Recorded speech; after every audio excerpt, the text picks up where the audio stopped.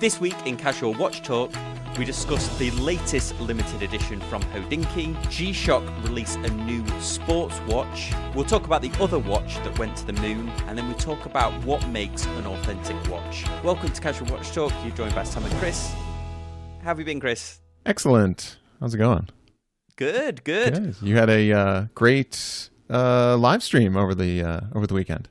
Yeah, very good live stream on vintage watches, so definitely check that out if you're interested or even curious about vintage watches. Did you manage to catch it live, Chris? A little bit. I caught a little bit of it. It was good. Some great discussion. It was very interesting, I would say, because we went into vintage Seiko, into vintage Hamilton, where to research vintage watches, where to get advice from. So definitely check it out. I'll leave a link in the description down below. We've got a few news stories to cover this week, and then we're going to dive into a main topic. We're bringing back the main topics, and that's going to be all around what makes an authentic watch or an authentic watch background story.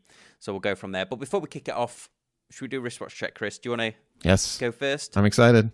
This is a watch obsession turned wristwatch check.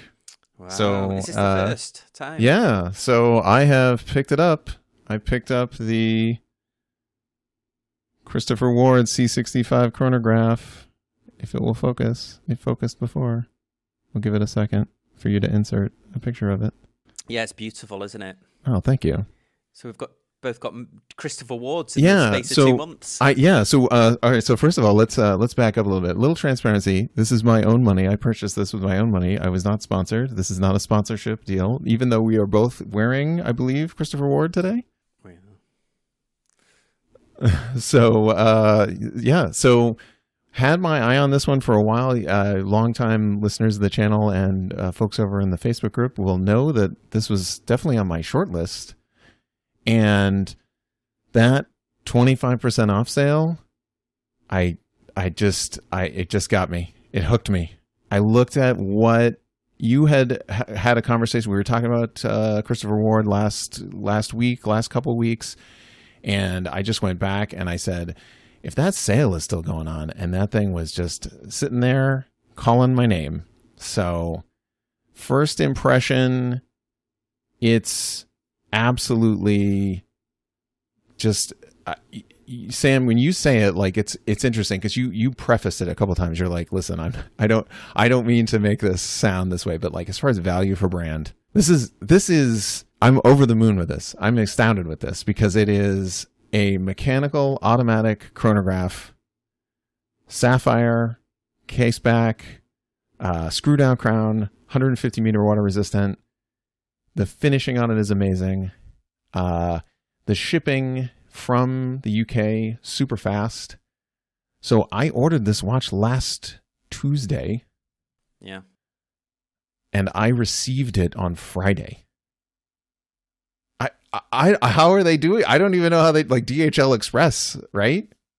Yeah, it's amazing how they do it as well. And it's not a light box either. I mean, you get some weight in that box. Yeah. No, it's got the monolith wooden bamboo, pull out case. So it's got some heft to it.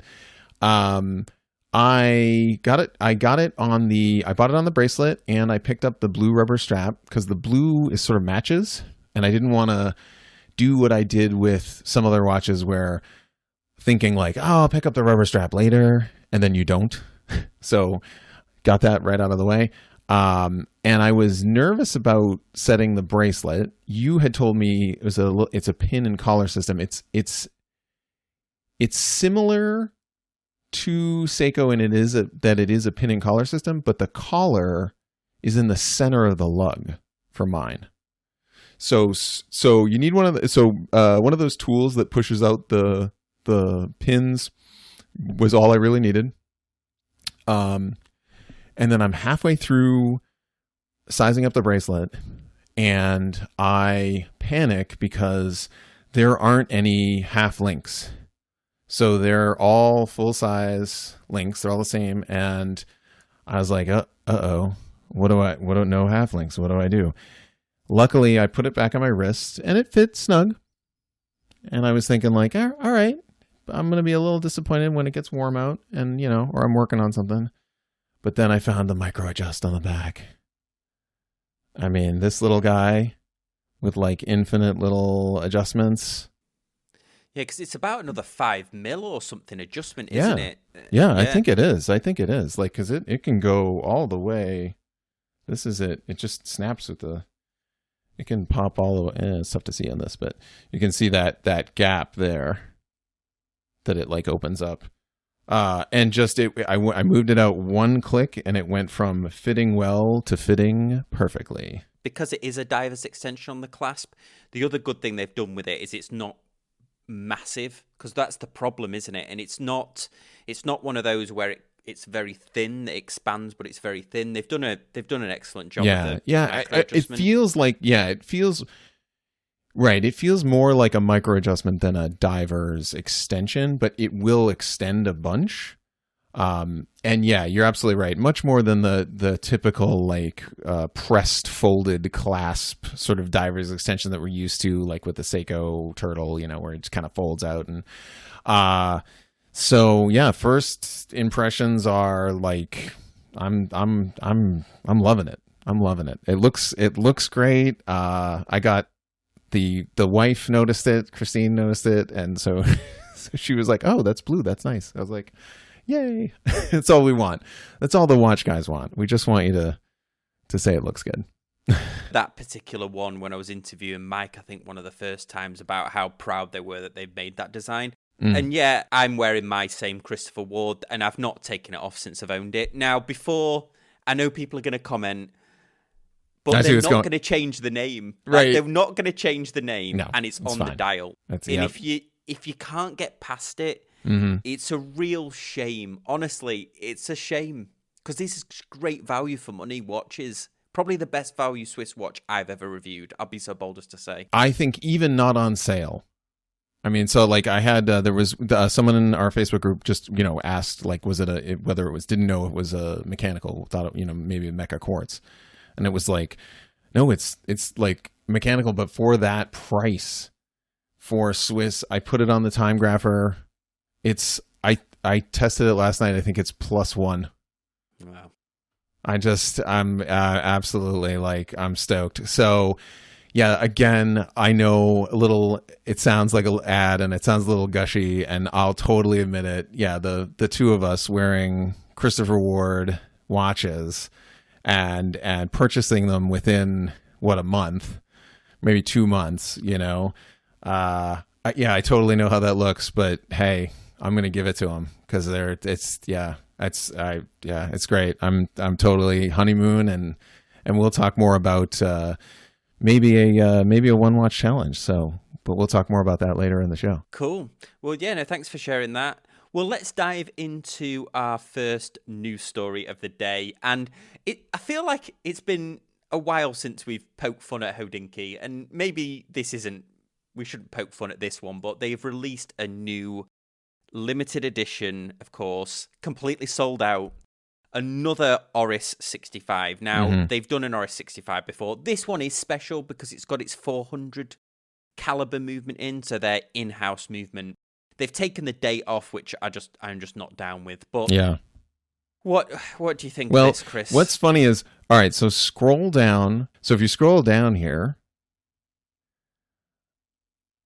I found a little further. Keep going. Yep, the shots of the outdoorsman, the outdoorsman organic collaboration. All right, a little further. Keep going. Keep going to this next picture here.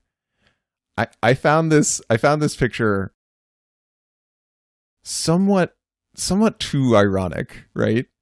So it's like, look at it. It's like, oh, it's a HODINKEE limited edition with the vintage logo and the countdown bezel. You're like, yeah, countdown bezel is a dive watch. Like, of course, it is 38 millimeter. It has a 4-screen dial. Like, it's no date. Like, these little labels on it. I just found this so like, is this supposed to be ironic? Like, are you making fun of this right now? Yeah, it's funny because the date is pointing to where the date wouldn't be anywhere. The date would be further in up the here. Center, yeah. Yeah, no date isn't a feature of the watch. Neither is vintage logo. That's exactly. It should be like, the case dimension, stainless steel. Right. 100 meter water resistance. Yeah. Yeah. And then this whole like advertisement with the I'm a bit of a font typographic nerd, and they're using the font Cooper, and it's very like authentic camping logo. Like we're out in the wilderness, and this is legitimate business. So, good for them for selling out on a $3,800 limited edition once again. I guess. Yeah, I mean, we didn't have a hit or miss lined up for this week, but what do you? I mean, it's a mechanically, it's a fantastic watch. It looks stunning. We're only taking the mick because it's a HODINKEE limited edition. The Oris 65. You should absolutely buy one if you like the look of them. Yeah, exactly. I don't know if that's again, I don't know if that's worth it for if you really want that one. It's real tough, as we always say. It's really tough to justify what you're going to have to pay to pick up one of those on the gray market, because they're all sold out if you really wanted it. So like many of the previous Oris color dials that they've had. The last one I liked a lot more, with that faded out bezel. I don't know why they have to make it. There's zero reason to make, other than a money grab. There's zero reason to make it limited edition, because Oris have made this 65 for at least the last 5 or 6 years. HODINKEE could just have these as regular watches on their website. There'll be some BS that they say about, well, the dials and the vintage font, it's very hard to make them. It's rubbish. They are. Mm-hmm. It's just a complete and utter cash grab, because that 65 is a great watch. I would speculate it's one of the and this and this goes back, we've had this, this is the crux of the HODINKEE problem. You cannot simultaneously be a part of the community of the watch, like getting people excited about collecting and trading and discovering watches. It's very dubious to be connected to that, and then at the same time you have a sold out limited edition that is going for easily $1,000 more than what the watch would be MSRP. And it's even more, I don't know if it's sepid's the right word, but when you think that they now are part of Crown and Caliber, where they're reselling these watches, and you're telling me that one of these limited editions doesn't like accidentally end up on a pre-owned watch site that could be theirs. How can you distance yourself from that? And it's very on the nose from HODINKEE. We'll stop there. Yeah, HODINKEE, do better. Well, going a little bit more onto the affordable end, Chris, this G-Shock really caught your eye, didn't it? It did. What did you like about this So one? This is sort of their new, they've moved into this like new high dot matrix screen. So the old style G-Shock, the time is like a fixed set of LCD numerals, whereas here it's like almost a little LCD screen, and so you can see it in larger format, and you can see different data. I like the new look. I like the new sort of like the new digit of the font that's for the digit. We're continuing with my it's reminded me of the old the original Nokia phones. Yeah, like easy to read, nice and large. It looks modern, fresh, a product of its time. I think it's cool. Well, let's dive on to our next story. And this one, I didn't realize that they'd done this version. I know that they've re-released this watch before, this Bolivar. I always found that one slightly too big, although everyone that I ever known that's owned that Bolivar, the original watch designed from the Moonwatch, absolutely loved them. So maybe it's worth giving them a go. But what caught your eye about this one? I guess the headline there says it. It's the other Moonwatch. So the backstory on this was one of the other watches that went to the moon, but we didn't find out about it till a little later. And then Bulova then celebrated the fact that it's the other Moonwatch. This is their take on a sort of anniversary of their moon landing Moonwatch. Yeah, and it sold for 1.6 million. That original, it looks like here. Oh, it's a pretty good price. Yeah, something's been to the moon. Watch. Yeah. I wonder what size this is, because I always found that recreation that they did. I'm sure it's the same case, but I always found that recreation that they did just slightly on the larger size. It would be good if they had actually recreated this for a similar, if they had lovingly recreated it from the original. Mm-hmm. But yeah, so this one, again, limited edition, 5,000 pieces, just shy of $1,000, which I think you can get the normal ones, can't you, for, I think, the 400 price range? Yeah, pretty reasonable. Yeah, pretty reasonable price. But it is a quartz, and they've sort of stuck with that. I don't think that they've reissued that in a mechanical, but it's entirely possible in the 50 years. I might be wrong on that. Yeah, I don't think that they've done it. So it looks like it's a pre-order now on there. So yeah, it's got some. Yeah. Oh, if you scroll up, you can see the. Oh, there's the other one. There's the other one that I've been talking about. Yeah. So are they slightly different? Oh no, it's just that it's gold, but the dial looks to be the same orientation, probably using that high frequency quartz movement that they have. Mm-hmm. And if you scroll up, you get a little more of the history detail there. It says way up. There you go, right there. What was this? August 2nd? Okay, so right. So they went up on Apollo 15. So wasn't the first, but it is a moon watch, obviously. I was thinking of many other Apollo, so many Apollo astronauts brought their own everything. So we've got like a handful of like many lost Gemini, Apollo, and NASA, stuff that has been in the space, really, capturing our imagination. So interesting to point out, $9.95, special edition, certainly not as expensive or pricey as the original first watch on the moon, but something to whet the appetite of the space collectors out there.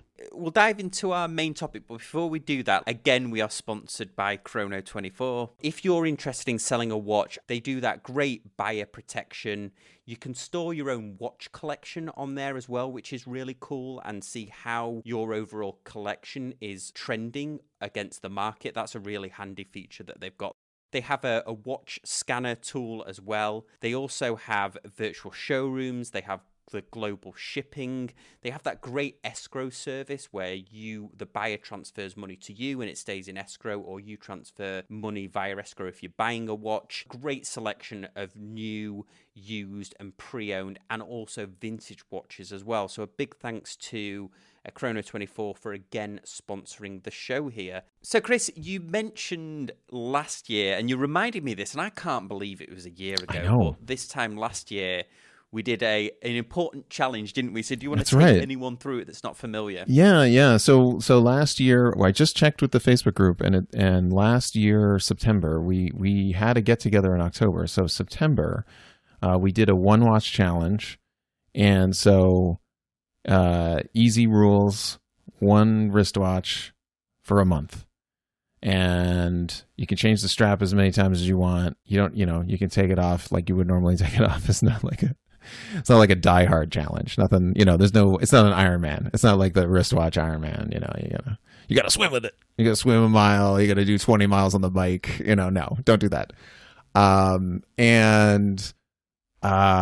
Maybe, I don't know if I'll participate, but maybe it'll just be casual. So we'll see if you guys are interested. Yeah, absolutely. Yeah, so this time last year, we did a one-watch challenge for the whole of September, and then we culminated at the end by everyone that took part in it, or the majority of people that took part in it, joined Chris and I on... It wasn't a live stream at that time, but it probably will be a live stream this time, and just talked about the experiences, and there were some really cool stories as well. So we'll put a little post on the Facebook group, we'll do a little poll, see who's interested in doing it, and then we'll do a one wristwatch for a month challenge.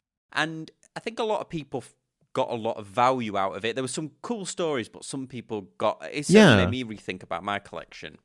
Same here. I mean, we kind of had a gamut of the stories, and it'll be interesting to see what we get again. What we get this year, but definitely a lot of. It felt very fitting for the pandemic too, because I feel like a lot of the stuff during the pandemic, because you're around it all the time, you either like will love it, or you'll just like, I hate to say this, but like a lot of relationships struggle, pandemic. And like, I feel like if there was something wrong, you're definitely going to figure it out. And so if you take a one watch challenge, you take 30 days with a watch, and we heard the stories, if it can survive that long, then you really know, like, this is definitely part of the collection, or the honeymoon is over and maybe it's time to move on to something else.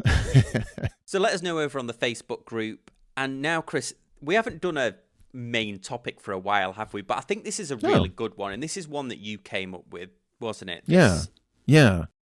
I was thinking about this the other day. I don't know where I caught this term, but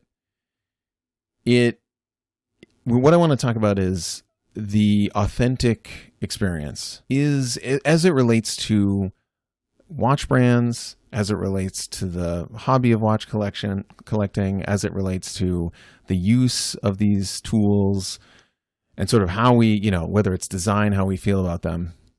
My wife and I went away. We had a little vacation time up in wine country, and I had an interesting experience that I want to tell you about. We went to a winery that we had visited probably 5-6 years ago. And this is, I'm not going to say the brand, but in Paso Robles, there is a winery that kind of started it all. There's like 2 or 3 that like started it all. And it started it all like 30 years ago. So this brand has been around since the beginning. And during the time in the past 5 years, a company bought it and then sold it, and then another company bought it. So we were kind of like 2 companies in, okay? And this is like an original family-owned winery, had a certain charm, had a certain presence, and we pull in, and we are greeted by a bank of Tesla chargers. We're like, okay, all right, good. I mean, like, save the planet, electric cars, cool, right? Fine. And then we are greeted by this, like, what I can only describe as like a RoboCop style font, like from the 24th century of this old winery. And I'm like, what is going on here? And we go in, and everything is stainless steel and hip, and the beats are playing. And it is like, there's a giant MacBook, or an iMac Pro. Yeah, exactly. On the desk. And I mean, just everything is like, we've got the power wall, we've got the hip, music playing. And the experience was just 180 degrees from what it had been 4 or 5 years ago. The person giving the tastings comes over. Now this winery, they make some great red wines. They make some great dessert wines. Well, now they're talking about like, oh, you have to try our white wine. And we're like, okay, you guys make a white wine? I'm like, oh yeah. Well, we don't make it. We get the grapes from someplace else. And I was like, oh, okay. And really the key comes down to, if the marketing department is making the decisions for your brand, and not the winemaker and not the watchmaker, it loses all authenticity, right? And I started to think about the parallels between the brands that we see that are now starting, that are hyped on Instagram. We talked about this, the brands that are showing up out of nowhere, where it's like, oh, we've got a sports watch, we've got a chrono, we've got a dive watch, we've got a field watch. You want a dress watch? We got one of those too. We got a moon phase. And you're just like, okay, you've checked all the boxes. You have the Chardonnay, the white wine, the red wine, the Bordeaux, the Cab. You're just checking all the boxes. But like, what are you good at? Like, what is the experience here that you're trying to like portray? And my question to you, Sam, is what are some of the brands that give you that feel of an authentic experience where you feel like the watchmaker was actually involved, or that the brand actually cares about maybe something that it's passionate about in other areas. This is a really interesting one, and it links, funnily enough, into last week's show where we talked about the Panerai, where they offered that limited edition watch, but it came with that extreme sports experience. Mm-hmm. Where it was kind of tying you with an experience that to kind of marry you to the watch, and whether that I know we had a conversation at the time about, I think we even talked on the live stream about it as well, about is the watch more authentic to you because of experiences you've brought to it, the chance things that have happened through life that you then associate with wearing the watch at the time, or can it be hacked? Can it be faked like Panerai did, where they offer you the experience with the wine? So it may be similar to with the white wine situation, where it's like, well, you're here for the experience, and here's the wine, and whereas you're not getting perhaps the authenticity of we really went back and understood how to make white wine, and the reason you've not heard about it is because we've been growing the vines take 5 years to mature or what. I'm making this up. I don't know much about wine. Yeah, no, but that's excellent. For the vines to mature and so on. Whereas, and you're right. It's interesting to think which brands you feel like, because even new brands, I think, struggle with this idea that there has to be a story, doesn't there? There has to be an angle to the watch, especially micro brands. I know struggle with this. I got emailed one this week where I won't say the name of the brand, but they had this English backstory, and they emailed me with a review, and I replied back to them and said, I don't mean to be funnier with you, but is this true? Are you an English brand? And it was funny because they replied back to me and said, we get asked this all the time. Honestly, we assemble the watches. We've always been a British brand. We assemble the watches in England. But yeah, you're right. We get asked about it because there's a lot of these, I won't sing out like age, but there's Singapore and places like that where you'll get emails from China where there's this really dubious backstory where they're trying to add authenticity to it or a history to it. Right. Yeah. Basically, any picture of a field watch on a Land Rover. It's like, you're like, all right, well, is it you're trying to add a backstory. Yeah. And you're totally right. That reminds me of I don't own a Fairer watch, but I think of Fairer as being quite authentic to their roots because they follow that story through. There's that other watch, which I've never seen one in person, but I feel like they've got authentic backstory, which is that Oaken Oscar. Okay. With the gentleman that's it's him and the dog I think it's named after. I was having to think about this when you mentioned it, and I guess thinking of the big brands, who do I feel have authentic or history backstory to them? And honestly, I think first off, I'll give one example of one that I do and one that I think doesn't, or sort of doesn't. But the one I think does is Breitling. Okay. I think Breitling has not only a history, but it's a very interesting history that I don't think they make enough of a song and dance about, where Breitling himself was flying watches over from Germany to the Allied forces at risk to his own life. If the Nazis had caught him, that was he probably would have been shot on the spot, and Breitling itself never would have. And the whole idea of then later his son taking over and the Navitimer, I feel like that's and maybe this, we've had TJ on the show where he's talked about, well, not all military pilots wear Breitlings and not all. Yeah. But it still has that association with me, that history. I think that's quite true to the brand. You pointed something out, and I'm interested to see what your second one is, but you pointed something out, the connection that they make between that authenticity and modern day. So I think for a brand like Breitling, that can be hard. So we give Omega, we chastise them for leaning in hard to the Moonwatch stuff, but that is, I gotta give it to them, that is the best way for them to maintain that connection between their past authentic experience and today's watches, from a marketing standpoint. I kind of feel like Breitling lost its way a little bit in maybe 5 years ago, where they were throwing designs up and they were kind of this sort of thing. And I think recently they have sort of refocused their designs. They've refocused their connection to sport. They've refocused their connection to aeronautics.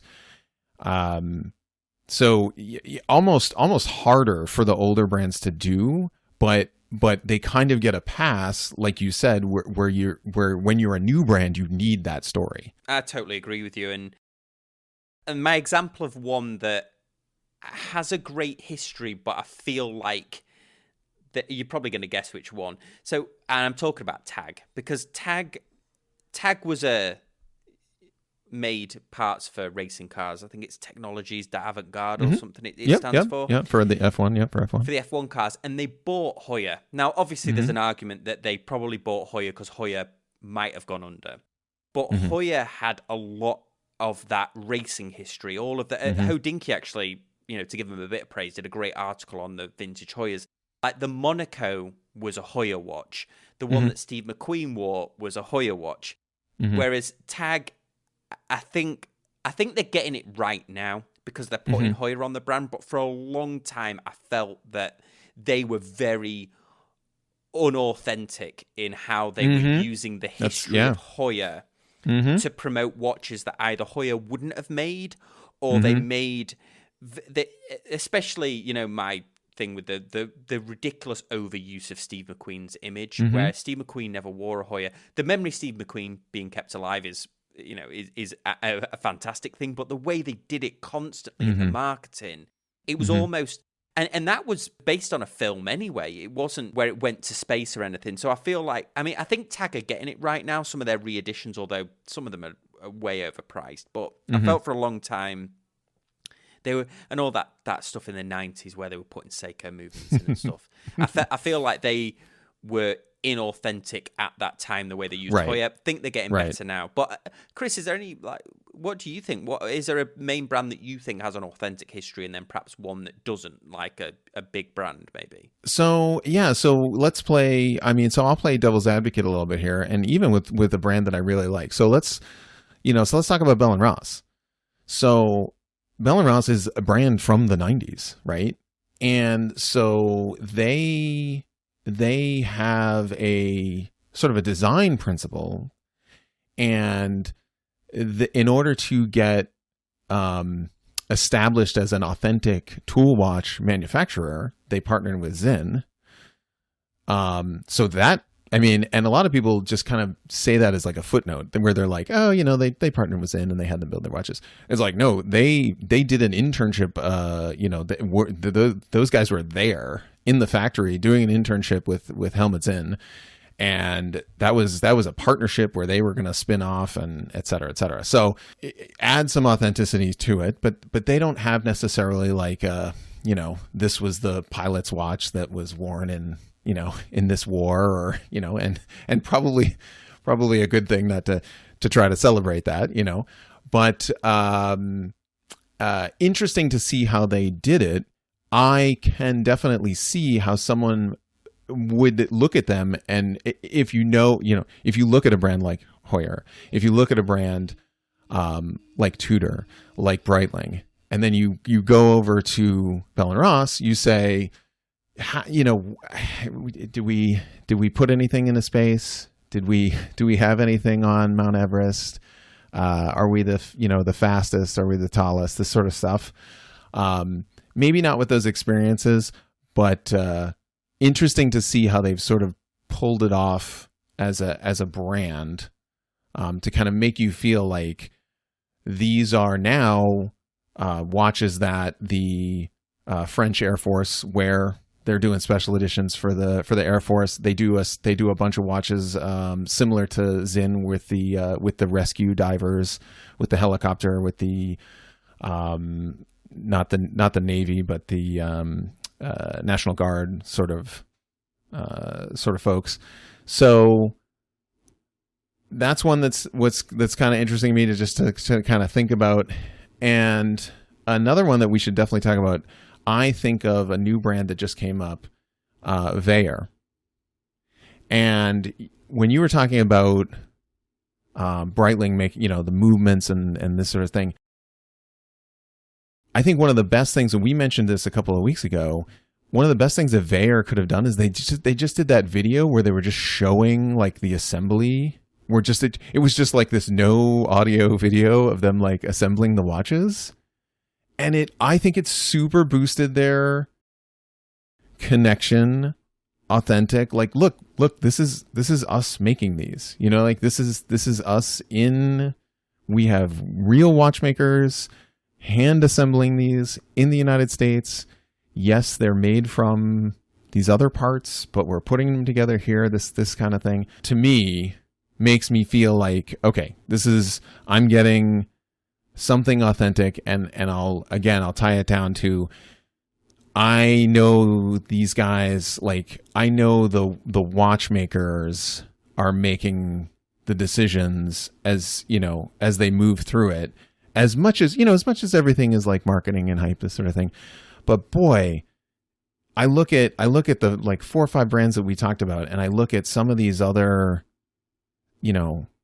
Asian, but not necessarily from any place. These Instagram brands, I'll call them. They're not even tied to a location, because I've seen them from Australia. I've seen them from the UK, Germany, etc. These Instagram brands that they pop up. I've never heard the name of them, and they're like, oh, this is amazing, and it's like, again, the picture of the dive watch, and it's down at depth, and you're supposed to feel like, oh, it's a very authentic experience, but it makes me feel absolutely like it's just vaporware. It's just empty. Echo your point on Veyer, because the two guys, Ryan and Reagan, that set that up, they're striving to bring watchmaking home to America. They're trying to get, same with Dave at Detroit Mint, Zal Baltimore, Alan at Zal Baltimore, they're all trying to bring this idea that American watchmaking, so I feel like they're creating the next stage of authentic history. Nicholas over at Fears as well. Oh yeah, he's recreated a brand that his ancestors created. That brand holds a lot of authenticity to me, because it has. And you're right, you don't necessarily have to have history that goes back hundreds of years. Mm-hmm. You just have to have that authentic story behind why you started it up. Your example of Zinn, mm-hmm. Veyer's only a few years old, but they're already mm-hmm. creating their kind of authentic history. And you're right, there's a lot of brands that kind of force this idea of force a history onto the watches, or they force this kind of romance. And I'm sure we're going to get comments on the video.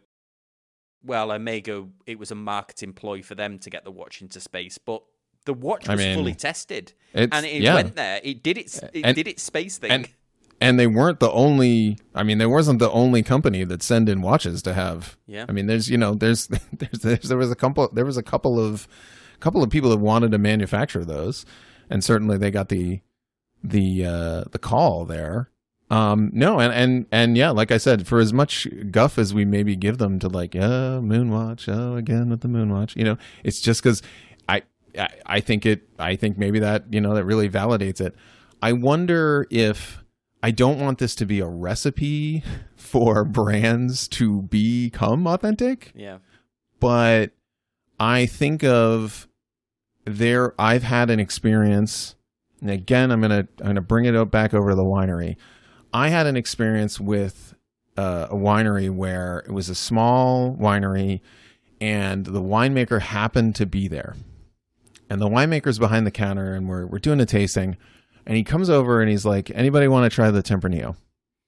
And we're like, okay, but what does that mean? That he's going to, and he goes out to the barrel, right? And pours off 4 glasses for everybody to try the Tempranillo. And you're like, and so we're talking about we pulled it from the backside. We didn't like what the grapes were doing on the west side. So we trimmed them down, and then we went over to the east side and we got some stuff from here, and then we mixed this in. And then we were talking about putting a case of wine together, And he's like, well, what do you guys want to do? Like, we can get some of these, some of this, some of this. And I just had the wherewithal to be like, and if you do this like at sushi restaurants or like good like 5-star restaurants where you're like, you're the chef, you're the winemaker, you're the watchmaker, what do you suggest? And he goes around and he literally is like, well, you tried this and you like this. This is drinking really good. This is good. This is good. And proceeds to put a case together. And it's like, you can't sell this. You can't market this. It's that authentic. The person that is producing it has a hand in it. And I just don't think it can be faked with fancy pictures of your watch on a Land Rover and a fancy name that sounds like it's from Britain. It's gotta be the real thing. Yeah, I totally agree with you. And it must be difficult, especially for micro brands, to create that authentic kind of experience where they have this backstory. I think some of them should just be honest. Like, hey, I was a real big watch fan. I had a passion for these type of watches, and I just thought I could do a better job at it instead of yeah. I feel like when we've had Dave from Detroit Mint on, here's the watchmaker saying, well, I picked this movement, and I'm putting this in and I'm regulating this. And so for and we're always surprised at the sort of the price point, to get into that, to get into truly, he's putting them together. He's got his hands on them. So super low are entry level price point stuff is that's why we call it out when we see that. So I think that full circle, from the big brands that have had those sort of major milestones, whether it's Rolex on Everest or down in the deep sea or Omega on the moon, or the various other large established brands, Breitling, Tudor, Hoyer, et cetera. You've got all the way sort of down to your other luxury brands that just started, and then which I can think like, I feel like Bremont leans in a little too hard, but they are definitely, I think one of their watches, the one that they do with the ejection seat, that story is, just to tell people. So if you're not familiar, Sam will find a picture of it, but basically this watch only comes with a certain color bezel on it, and you can't get the red bezel unless you have ejected from an airplane. And so that sort of stuff, that adds to like this authenticity, but like when they try to push, like hundreds of special editions, you're like, come on guys, like what, like you stretch that, you're always stretching this relationship between what the company wants to build that is authentic from their watchmakers and then what the marketing department has decided is important. Yeah, exactly. And last question before we finish up here. Do you think watches that create the history based on films are authentic? Like, do you think Omega's association with James Bond is authentic history because it's film history? I go back and forth. That's a good on question. This. Yeah, because those iconic watches from the the Aliens watch we got wrong the other week, the F100. Oh. Apologies. Okay. Where I said, "Oh, wouldn't this watch be cool if it was associated with a film?" And then loads of people That's right. in the comments like, "Oh yeah, I know. It was an I saw that. Alien. You're like, "Hello, you totally missed it." Yeah. It was a little. Yeah, I don't know. I'm a big movie fan, so I like those movie watches. But I think it's a great question, and I think if they just, I think it has to like some actual just acknowledgement, and I think Hamilton does a great job of this, where they point out like, yep, it was this watch in this movie. And we made one that's as close to the movie watch as possible. And, we celebrate that.